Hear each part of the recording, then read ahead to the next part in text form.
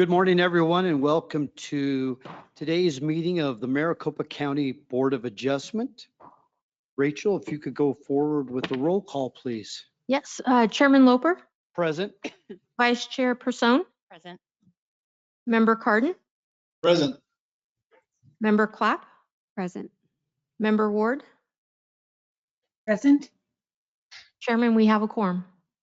Thank you very much. Before I get with the announcements, I need to make this statement about last month. I have to apologize for last month. I couldn't see hardly anything. And I know I misidentified Andrew, and Joel's not here today, but I got so rattled by misidentifying Andrew that I totally spaced Joel's name, and I apologize for everybody. Turns out I had the wrong glasses, and I had a lot of vanity, vain person, and so I refused to get progressive glasses. Instead, I wear Dollar Tree readers that I swap in and out, and I didn't realize I had the wrong glasses till I got back to my office. But I got the right readers today. What? Ever since we've been talking. I'm sure. But I got the right ones today so I can read and I can see the people in the audience. Yeah, that's exactly right. Anyway, I'll go forward with the announcements. This meeting has been noticed in accordance with the open meeting laws of ARS 38-431.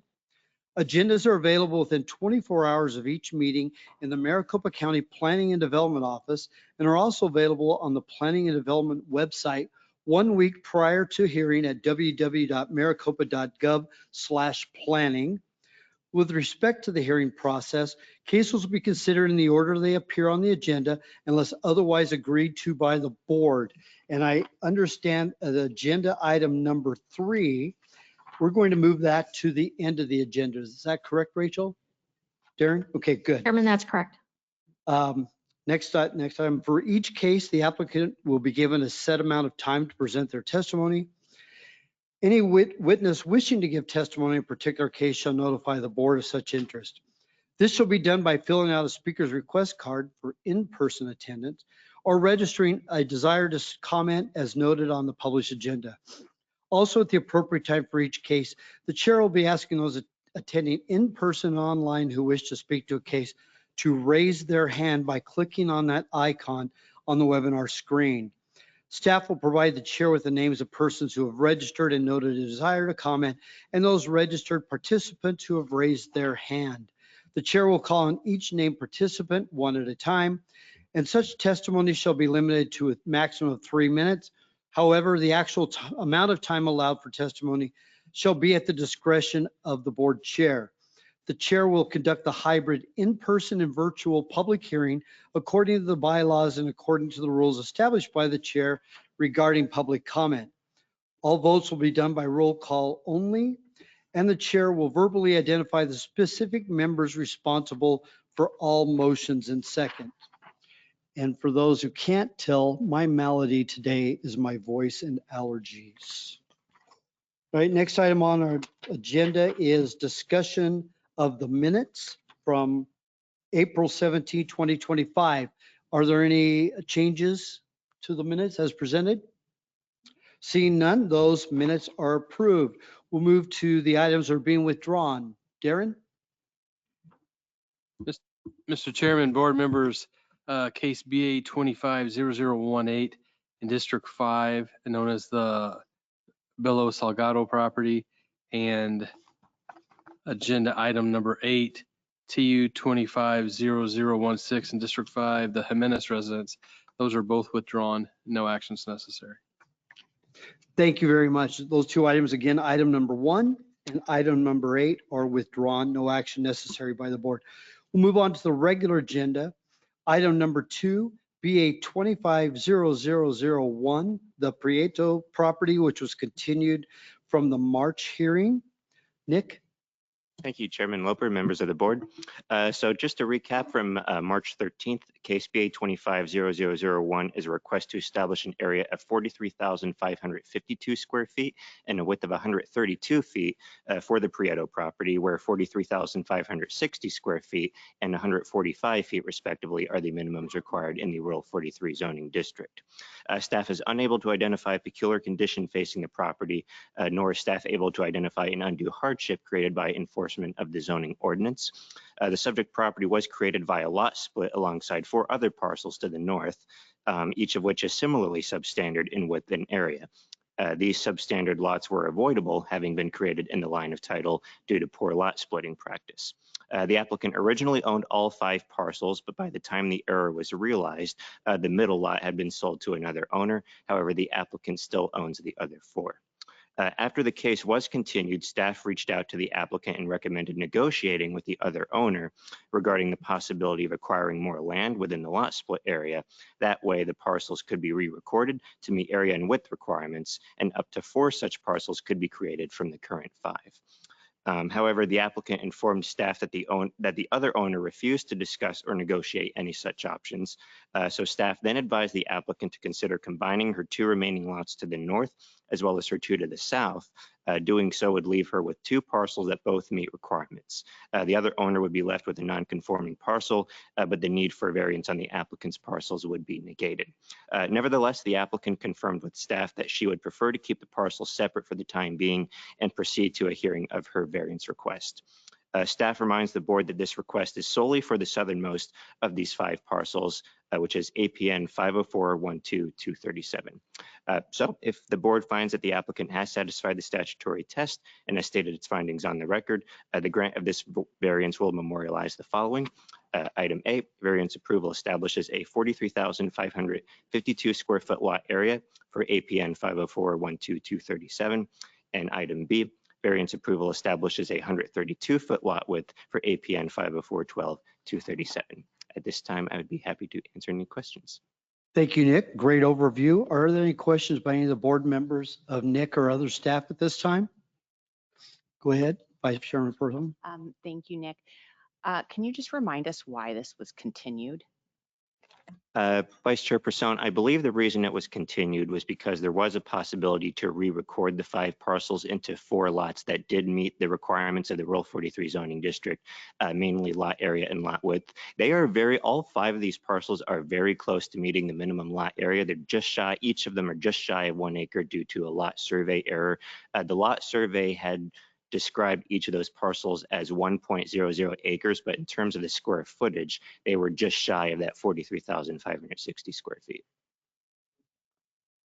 And to follow up on that, if I recall, I think the record of survey said 1.0 acres, and there's some discussion about maybe some recourse with the surveyor. The lot width clearly was not an issue, but the lot acreage, 8 square feet, could be an error in surveying, but I do recall that. Any other questions of Nick or other staff at this time? Board Member Clapp, go ahead. Yeah, it seems to me that we talked about if we approve this case, that all 4 of the others are essentially being approved as well. Is that correct? Or you mentioned that perhaps the property in the middle would still be out of compliance? Member Clapp, so again, for this particular variance request, even though all 5 parcels are very similar in nature, this particular request is just for the southernmost of those parcels.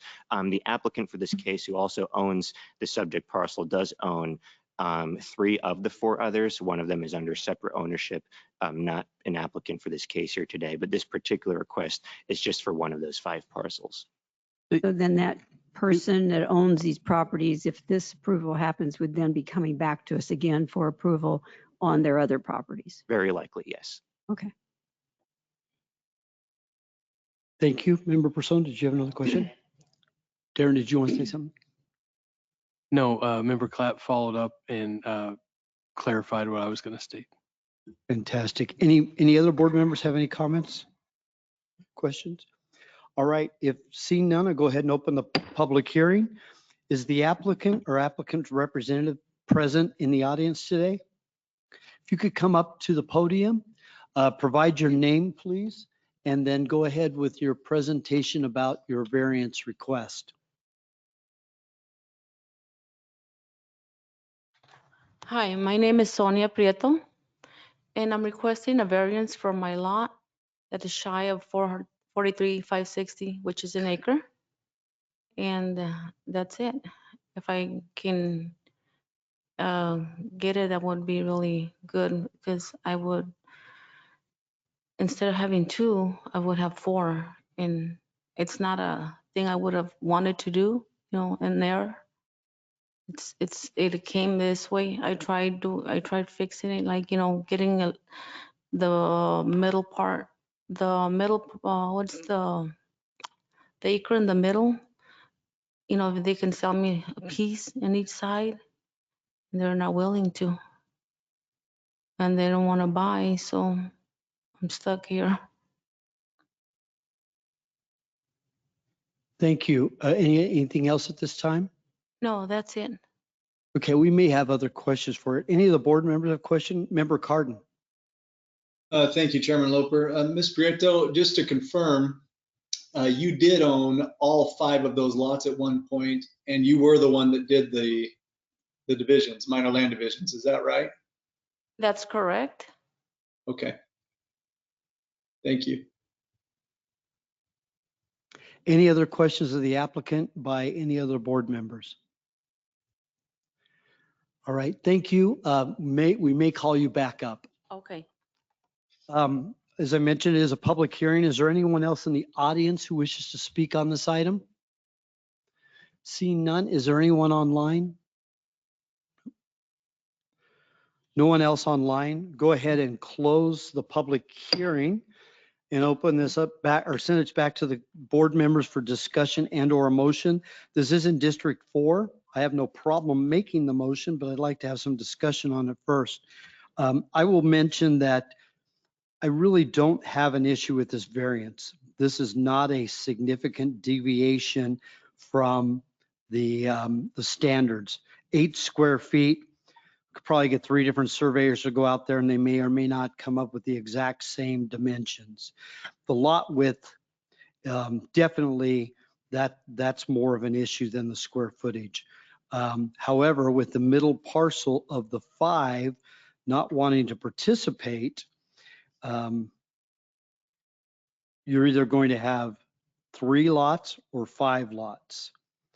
I'm of the opinion that 5 lots gives more utility for the area, allows the area to better develop and reach some better critical mass, so that the Tonopah area, of which I have a number of friends that live in the area, can get some better services throughout that area, reach a better population density. I do have one question for Ms. Prieto. If you could come back up, please. Yes. Today, you only own the lot directly to the north. I own the 2 to the south and the 2 to the north. Just the one in the middle, I don't. But the one directly to the north of you do own, correct? Yes. And then you skip one, and then you own those 2 to the north of that. Yes, I own the middle portion. The middle one, there's a manufactured home. The 2 to the south, the 2 to the north, I own. Okay.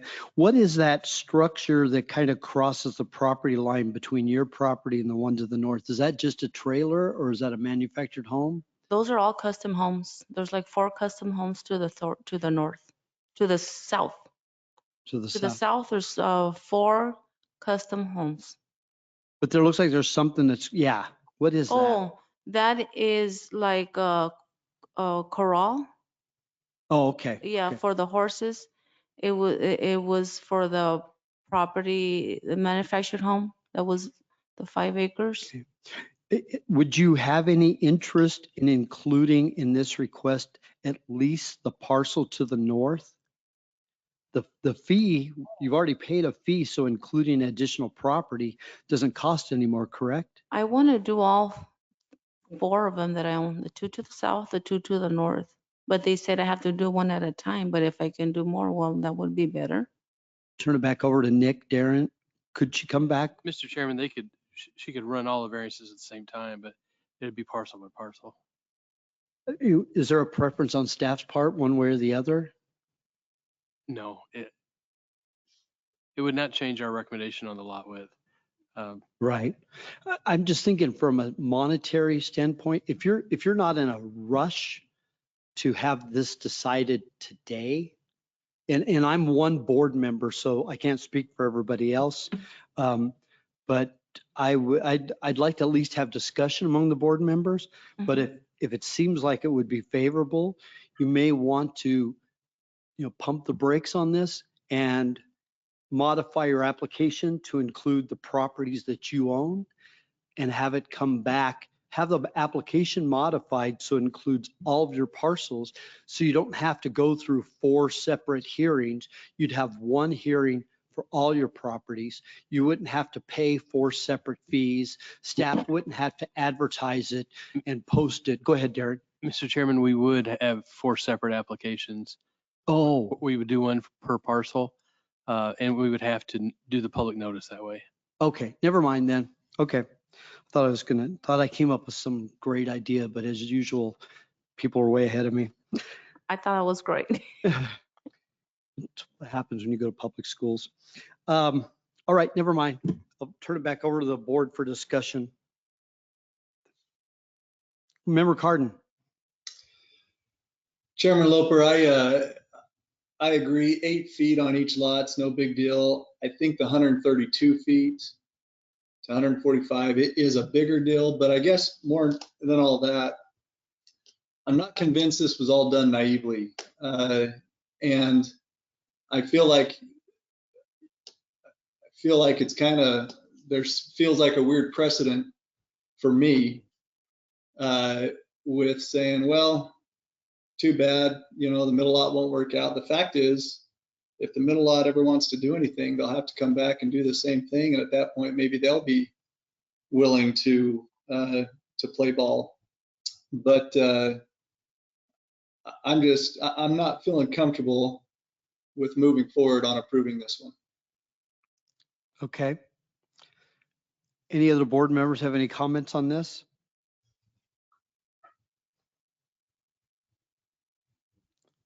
Anyone interested in making a motion? I will. I move that we approve case BA 250001, subject to the language outlined in the staff report. We have a motion for approval by Vice Chair Person. Is there a second? I will second it. Rachel? Member Cardin, No. Member Clapp, Yes. Member Ward, Yes. Vice Chairperson Yes. and Chairman Loper. Yes.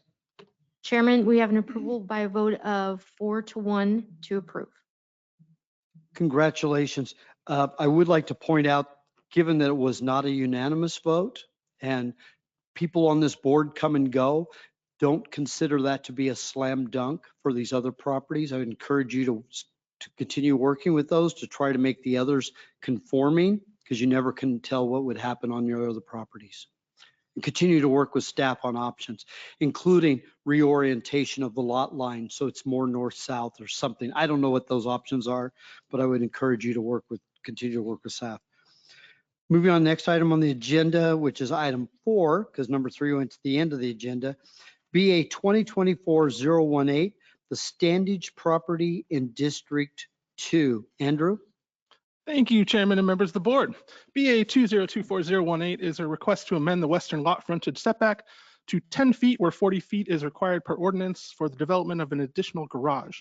The parcel is approximately at Brown and 104th Street in the Mesa area. The lot in question is a dual frontage through type lot. The main home was constructed in approximately 2023. Staff notes the reason for the variance is due to the request to access the garage from the western lot border. Without driveway access, the building would be able to be sited with a vehicle non-access easement. A small wash transverses the parcel, which limits the ability to site the garage farther to the east. The applicant is currently in the process of officially reducing the required right-of-way along 104th Street, which would resolve any additional placement issues. At this time, I would be happy to answer any questions. Thank you, Andrew. Great overview of the variance request. Are there any questions of staff at this time? Andrew or others? I got a question. Member Clapp? Yeah, the report says that this requires McDOT approval, correct? Is this the right case for that? Correct, Member Clapp. Has that been approved or where is that? No, as I mentioned in my report, the applicant is currently in the process of removing the required right-of-way with McDOT. Other residences to the south have already completed that process with McDOT and have been approved. Thank you. Thank you, Andrew. Any other board member have any questions of staff? Vice Chairperson? Andrew, to clarify, assuming that right-of-way removal gets approved, then is this compliant or is the variance, and I know you just said something, I just want to make sure I understood it. Is the variance still required if that right-of-way gets removed? Yes, Vice Chairperson.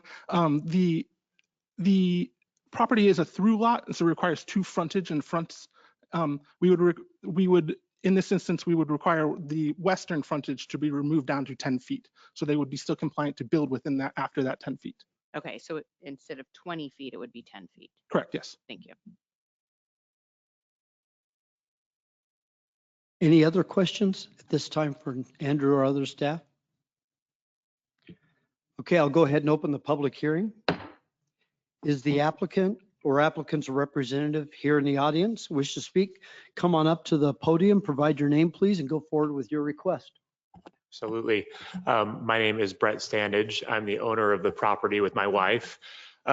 This came about, we eventually wanted to put another building in that back third of our lot. There's a wash you can kind of tell right in between where our pool and other detached garage is. There's a wash there that we need to maintain just for grading and drainage standards. But as we were building the pool, we found out and learned that our lot was a through lot, which negated a lot of the backyard for us to build, which required us to go through this variance process. So I've been going through this for the past year. Having Arizona Water Company also had a 20-foot easement back there as well.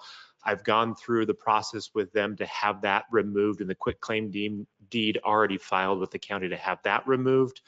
Plus, Andrew let me know that I need to go through Maricopa County Department of Transportation to have that extra 10 feet of their right-of-way removed so that we can utilize that back third of the lot. But that's what the purpose is for another garage steel structure in that backyard. And it would be in the northwest area of that portion of the lot right there. That's it. Yes, absolutely. Thank Conclude you. your proceeding. Are there any questions of the applicant by any of the board members? We may have some, so. No, absolutely. Sit close. Absolutely. Is there anyone else in the audience who wishes to speak on this item? Do we have anyone online? Chairman, we don't have anyone with raised hands. Okay. All right, I'll go ahead and close the public hearing. Turn it over to the board for discussion and or a motion. As I mentioned, this is in District 2. Member Clapp? I'm inclined to approve this case. I can make a motion, or if someone else wants to make a comment. Sounds I'll like wait. you are. All right, then I move that we approve BA 2024018. We have a motion for approval by Member Clapp. Is there a second? Second. Second by Vice Chair Person. Rachel, when you get a chance. Yes. Member Cardin? Yes. Member Clapp? Yes. Member Ward? Yes. Vice Chair Person? Yes. And Chairman Loper? Yes. Chairman, we have an approval by a vote of 5-0. Congratulations. Good luck on your project. Next item on the agenda, item number 5, BA 250002, the Thompson property in District 2. Joe? Thank you, Chairman, members of the board. The Thompson property is located in the Apache Junction area on Meridian Road, just north of Apache Trail. The subject property is 35,251 square feet and is within the R5 zoning district. The applicant is proposing to increase the rear yard coverage to 64%, where 30% is the maximum allowed. That will allow for increased accessory structure coverage in the rear yard. The purpose of that increase is for a 7,200 square foot detached accessory structure. which has not yet been submitted for building permits. The staff notes that aerial imagery of the site indicates there may be some kind of more commercial type uses on the property. Staff notes that this variance would only be for residential uses, or C1 commercial uses also allowed within the R5 zoning district. The site is of regular rectangular shape and does not have any unusual geographic features that would prohibit normal use or development of the property. As such, staff was unable to find any peculiar condition or hardship facing the parcel. If the board finds the statutory test has been satisfied, staff offers condition or point 8 in paragraph 14, memorializing that the variance will allow a maximum rear yard coverage of 64% for APN 220-65003U. Happy to answer any questions at this time. Thank you, Joe. Great report. Are there any questions of Joe or other staff at this time by any of the board members? Vice Chair Person. So I'm assuming that there was not any opposition received. Vice Chairperson, that is correct. There was no comment one way or another. Thank you. Thank you. Any other questions of Joe or other staff at this time by any of the board members? All right, seeing none, may have some. Go ahead and open the public hearing. Is the applicant or applicant representative in attendance in the audience? Not seeing anybody raising their hand. I have no speaker request cards. Is there anybody online? Chairman, I don't believe the applicant's online. We don't have any raised hands on this case. All right, if they're not in attendance by virtue of our bylaws, they get continued a month. Is that automatic or do we have to make a motion? You'd think I'd remember, but I never do. We'll go ahead and I'll take a motion as in District 2 to continue this to the next meeting. I move we continue to the next meeting, which is the date of June. Member Clapp, it would be June 19th. June 19th. We have a motion for continuance to June 19th. Is there by Member Clapp? Is there a second? Second. Second by Vice Chairperson. She just beat you, Fern. Rachel? Member Cardin? Yes. Member Clapp? Yes. Member Ward? Yes. Vice Chairperson? Yes. And Chairman Loper? Yes. Chairman, we have a motion to continue to the June hearing by a vote of 5-0. Thank you. Move on to the next item on the agenda, number 6, BA 250022, the Carefree Man Caves retaining wall height in District 3. Andrew? Thank you. Thank you, Chairman and members of the board. BA 250022 is a request to amend the standards governing retaining wall height and combined retaining wall height and screen height for an RV condo development on a 5-acre parcel along Carefree Highway at approximately Carefree Highway and 7th Street in the Desert Hills area. The request is to allow a retaining wall height of 10 feet where 6 feet is allowed by ordinance, and to allow a combined retaining wall height and screen wall height of 16 feet where 14 feet is allowed by ordinance. The request is due to the topography and drainage of the site. The expanded wall height sections are only required in the southeast portion of the site. The parcel is within the Carefree Highway Scenic Corridor. The Scenic Corridor plan is silent on issues of retaining walls, and the applicant's plan conforms to all other Scenic Corridor screening, setback, and wall requirements. At this time, I would be happy to answer any questions you may have. Thank you, Andrew. Great overview. I do have a question, but I'll defer other board members first. Member Cardin. Just real quick, thank you, Chairman. Is there any, what's the word? Going from 6 feet to 10 feet on the retaining wall, is there any safety issue with that? Seeing how the retaining wall is supposed to retain stuff, any issue with going from 6 feet to 10 feet, safety-wise? Thank you, Member Cardin. The issue of the retaining wall distances or height is strictly a issue of design written into the zoning ordinance. It is not based on or based upon safety issues. It is more of a site visibility issue. In the ordinance, the retaining wall heights generally would be 6 feet and then require a space and then an additional retaining wall if they wanted to meet additional height. Mr. It's Chair, an engineered footing though, correct? Mr. Chairman, that's, and Member Cardin, it will be an engineered structure. It will have to be an engineered structure. We often, in the principal building envelope, will have very large retaining walls within hillside areas in particular. So this is not going to be rare. It's not standard, it's not common, but it's not going to be rare. We have many instances of very large retaining walls throughout the county. Imagine on hillside areas. Does that answer your question, Member Cardin? Thank you. Any other board members have any questions?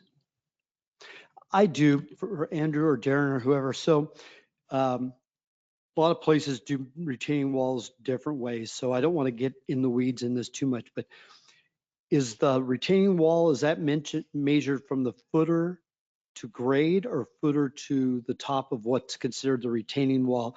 And then what's on top of it is another, and that's the aggregate of the two.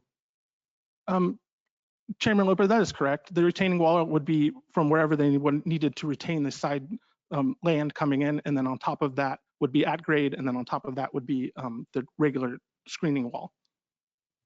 Thank you. Thank you very much. Any other questions? None at this time? Okay, go ahead and open the public hearing. Is the applicant or applicant representative here in attendance? Not seeing any raised hands. Do we have someone online? Yes, Chairman, we have Brad Garcia that's online. David, can you unmute him?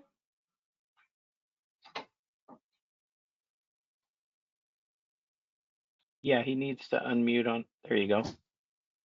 Go ahead. Good morning, Chair and members of the board. Can you hear me?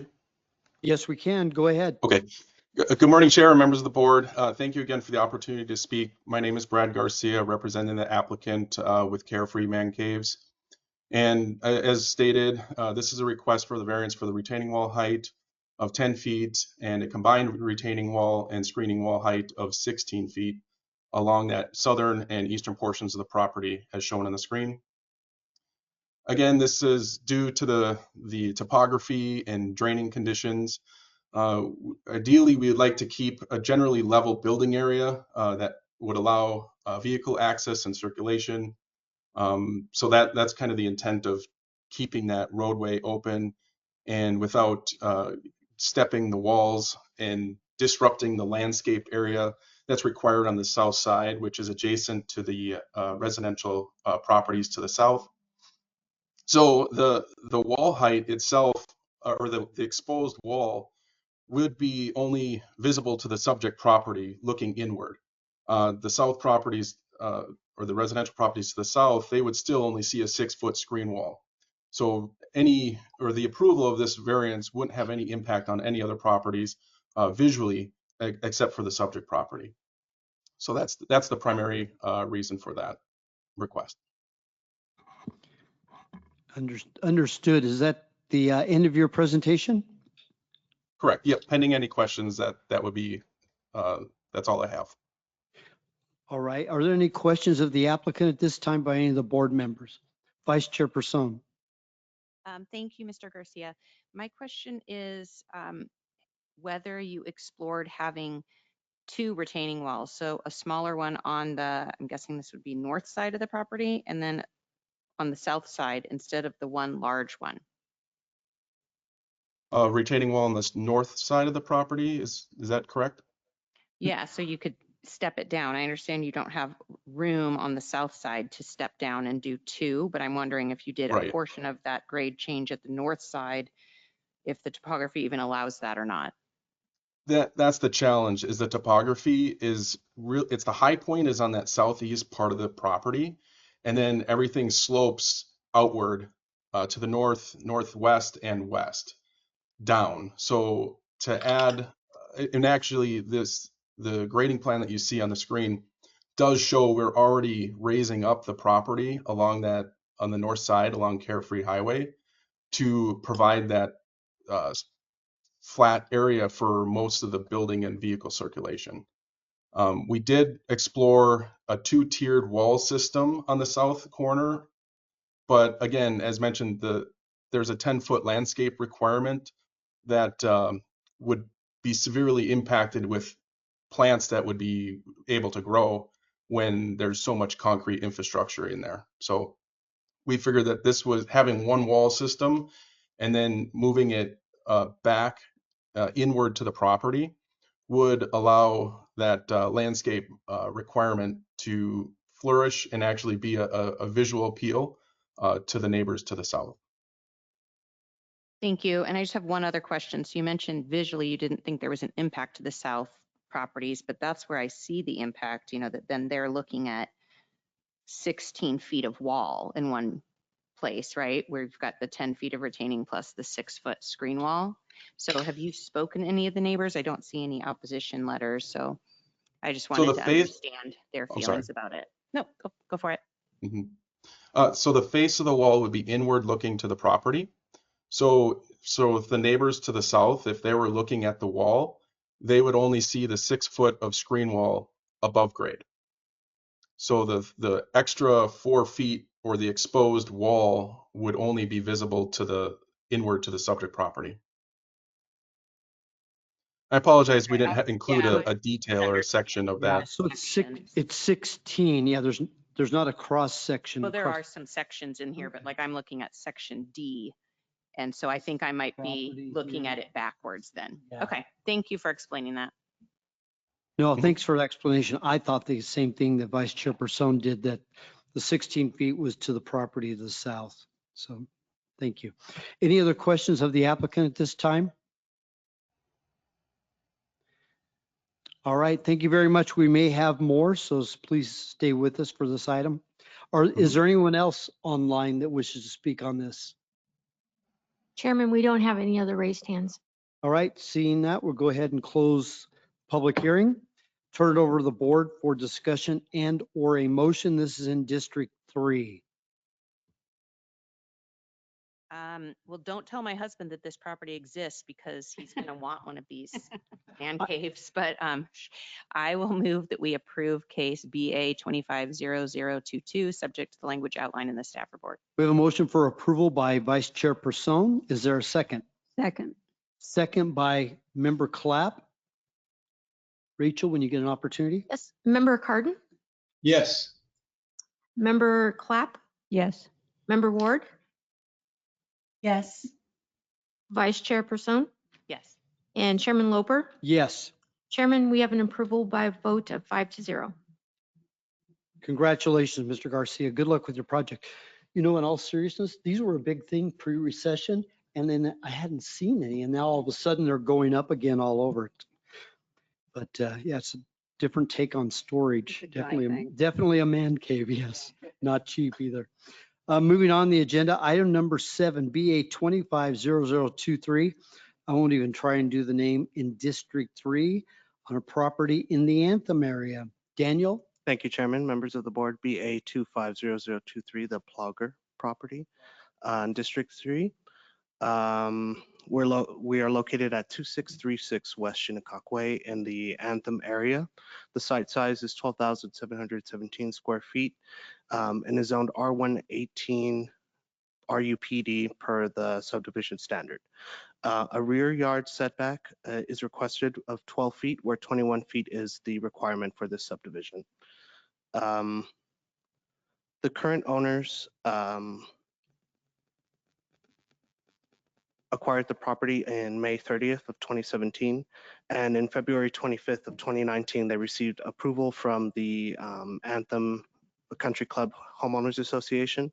However, within that notice of approval, they were requested to provide acquire permitting from the required jurisdictions. And by May 2019, the property owners hired a contractor to do the work on the patio addition. There was no violation reported for this unpermitted addition. By January 6, 2025, the property owners apply for a under roof alteration that would involve the unpermitted construction. And at that point, that's where zoning clearance was denied because of the unpermitted construction. Be happy to answer any questions.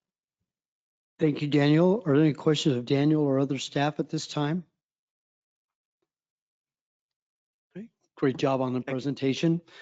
Go ahead and open the public hearing. Is the applicant or applicant's representative? If you could come up to the podium, please provide your name for the record and go forward with your presentation. My name is Matthew Ducharme. Thank you.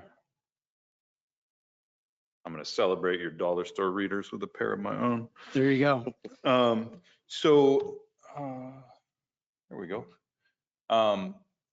Daniel just gave us an overview of the details of the property. I think it's worth noting, and here's a copy of that HOA approval. It's worth noting that it was not the homeowner's desire to circumvent pulling a county permit. He skimmed over this document and read the bold approval with stipulations and went forward from there. He had hired a contractor to complete the work for him, who had also represented to him at the time that a permit was pulled and everything was done according to regulation.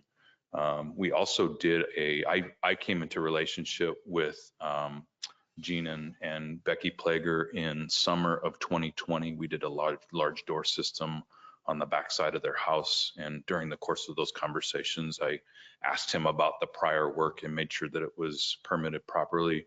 He was very much under the impression that it was. We went through county and pulled a permit for that project and successfully completed it without any roadblocks. So it was surprising to us to find out that this had taken place. And he's had some difficult interactions with that prior contractor having to do with this exact situation. So we applied for a permit to install another large door system on that same west facing wall. They're trying to take advantage of some views looking down into the valley from the side of where they're at. It's gorgeous. So they're trying to maximize the view from their property.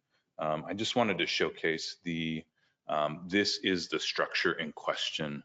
The initial structure, the initial patio area, if you look at the back side of the home there, underneath the roof that extends out, you can see the header that it attaches to, and that's the end of where the original patio was that was built on initially during the construction of the home. And just here's a kind of an up close view. The desire there was to create an outdoor living space for them to kind of enjoy and make use of the outdoors for extended period of time. Couple views of the property from without. They're up against the wash on the south side and on the west sides of that property. And then here's just a couple views from the back. Again, it was surprising to them to find out that this was not done the way that it was represented to them, because also it wouldn't be unusual looking around the neighborhood. There's a lot of similar structures in the area as well, which kind of fed into why he believed that this was not an unusual thing to do and that it had been taken care of properly. So I just wanted to, this was also my first time doing it, so I did not include this information in my initial filing, but wanted to, I apologize if this is redundant, but I'm going to read it so that I don't miss it. But basically what we're desiring to convey to the board is that the subject property does present a unique hardship because of decisions that were made in the original development of the property. That the home is disproportionately large to the lot size and doesn't allow for outdoor improvements that genuinely add to benefits of the folks living in the home to be able to enjoy outdoor space. It's good for people to be outside, and it's difficult to be outside in the desert. So part of what they've included in their patio structure, there's an electric shade, there's a misting system. Gene and Becky moved from Wisconsin back in 2017. So they went from brutal cold to now the heat, and they're trying to enjoy that sunshine out on their back patio area, which is why they had contacted the original contractor to take them through this process. So just highlighting the fact that oftentimes, like the temperatures above 90 degrees, it's helpful to have shade structures incorporated as part of this. And they're trying to extend their ability to enjoy the outdoors during summer temperatures. Basically, the contention that we're making is that the disproportionate structure to lot ratio was not created by them, but by the original developer, and constitutes a condition beyond their control, and that strict adherence to the rear setback diminishes their ability to enjoy the property. And we're just asking for an amendment to Maricopa Zoning Ordinance, Section 602 4.4.2 to allow that adjustment to take place from the required 21 feet, possibly reducing it to 12 feet, and allow the existing structure to be added to the building permit that we've applied for the door system on the back of their house and be adopted in. We don't feel like it's an unreasonable ask, and just request your consideration.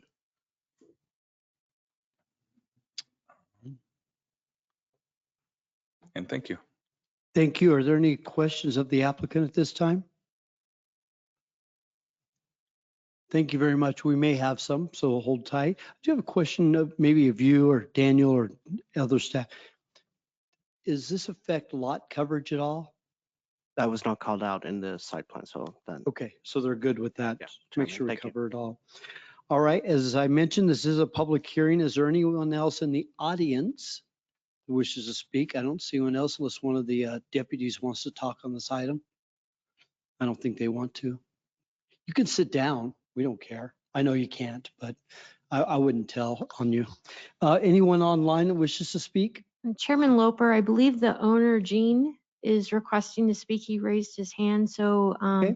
David, if you can unmute him. Go ahead and just provide your name for the Have record him and unmuted. go for it. Hi, this is Gene Plager, the owner of the property. I wish I could be there, but my daughter bought her first condo in Boston and I'm helping her move. So I apologize for not being there in person. The only thing I'd like to say is we follow the rules. Had we known that there wasn't a permit pulled, we would have taken care of it at the time. When Matt did the installation of the door system years ago, and that all went off no problem.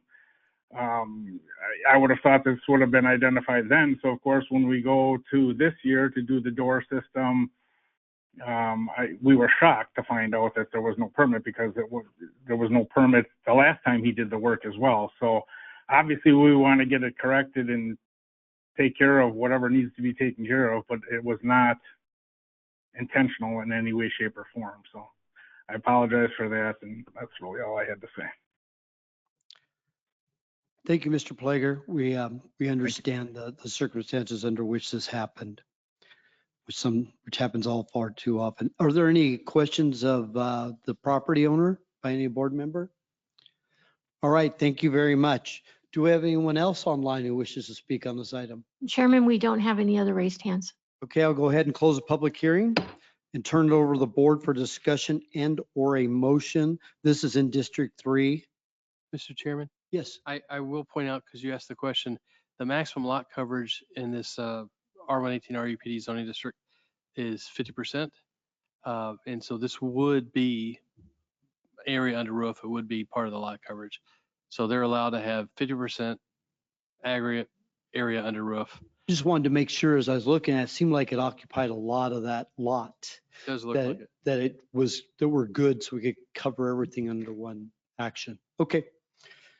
Good deal. Again, open to the board for discussion and or a motion, District 3. Vice Chairperson. Thank you.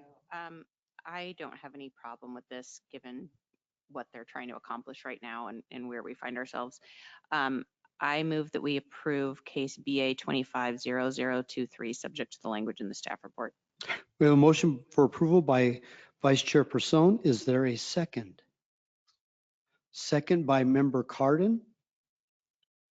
Rachel, when you get an opportunity. Member Cardin, Yes. Member Clapp, Yes. Member Ward, Yes. Vice Chair Person, Yes. and Chairman Loper. Yes. Chairman, we have an approval by a vote of 5-0. Congratulations and good luck with getting everything straightened out with the county. They're a real tough bunch. No, they'll work with you. I know they always have with everybody. All right, we have one item left on our agenda. Fern, are you good on time?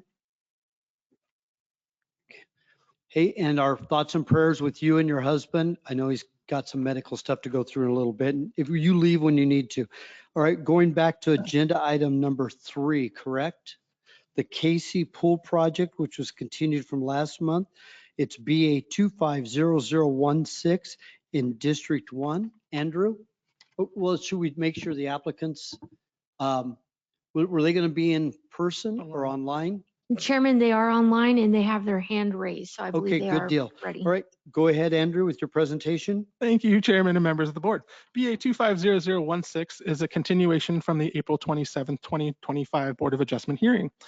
The case now requests to amend the street side setback to 0 feet where 20 feet is required by the Maricopa County Zoning Ordinance to facilitate the construction of a pool to be viewable from the rear of the home. The parcel is located in the northwest corner of Santan Boulevard and 196th Place in the Queen Creek area. The right-of-way along 196th Street in the rear of the property was reduced by McDOT earlier this year from 40 feet down to 25 feet from center line. The applicant is requesting to place the pool at the 25-foot right-of-way line, which is now the de facto property line. At this point, I would be happy to answer any questions you may have. Thank you very much. Thank you, Andrew. I do have a question. This looks like it's 0 or 20 feet. Is the ultimate street line or is it 25? The ultimate right-of-way is now at 25 feet. Okay, but it's a 0 setback regardless. Yes, the applicant is wishing to put the pool right up to the property line. Okay. Any other questions of Andrew or other staff? Vice Chairperson. Thank you, Andrew. So when I'm looking at this drawing, I don't know what I'm supposed to do, but you can, I guess, put it on the screen. But the site plan, it looks to me like it's 3 feet off the property line. Correct. That's not a material difference. I just wanted to make sure I was reading it correctly. Correct, Vice Chairperson. That might be from the previous, the case. There should have been an updated image provided in there. Okay, I'll look for that one. Thank you. Any other questions of staff at this time? All right, seeing none, I'll open the public hearing. Is the applicant or applicant's representative in attendance online? I'm going to guess because there's no one else in the auditorium. Yes, I'm here. Can you hear me? Yes, we can. Go ahead, give us your name and go forward with your presentation. Thank you, board. This is Chad Casey, and I appreciate the continuance from last month. If you'll remember, I had requested the 3-foot setback, not knowing that for an accessory item, we could actually request for 0. And so we asked for the continuance so we could try for this again. And the hardship that we've undergone here is that when the 5-acre parcel was parceled out into individual 1-acre parcels, it was not disclosed to us at all that there is the future right-of-way in place on 196th Street, which is the west end of our property.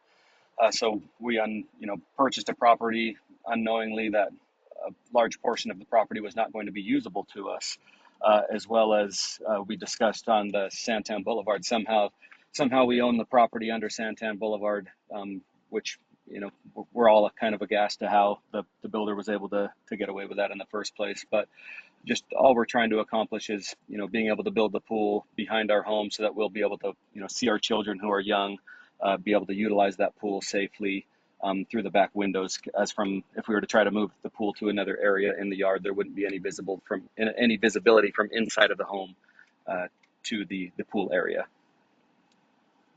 I appreciate the consideration here. Thank you very much. Any questions of the applicant by any of the board members? None at this time. Thank you very much. Is there anyone else who wishes to speak on this item? Chairman, we don't have any other raised hands on this case. All right, thank you very much. I'll go ahead and close the public hearing. Turn it to the board for discussion and or a motion. This is in District 1. Member Cardin. Chairman Loper, thank you. I am good with this one, and I move that we approve BA 250016 for approval. We have a motion for approval by Member Cardin for BA 250016. Do we have a second? Second. We have a second by Member Clapp. She just beat you, Fern. Member, Rachel? yes. Member Cardin? Yes. Member Clapp? Yes. Yes. Member Ward? Yes. Vice Chairperson? Yes. And Chairman Loper? Yes. Chairman, we have an approval by a vote of 5-0. And that concludes our hearing. Staff, do you have anything else for us? Darren? Nothing from us. Thank you again, the Sheriff's Department, for your help securing us. Sorry you have to stand that whole time, but we always appreciate it. Fern, best wishes for you and your husband. Hopefully everything goes well. Thank you, everyone. See you next month.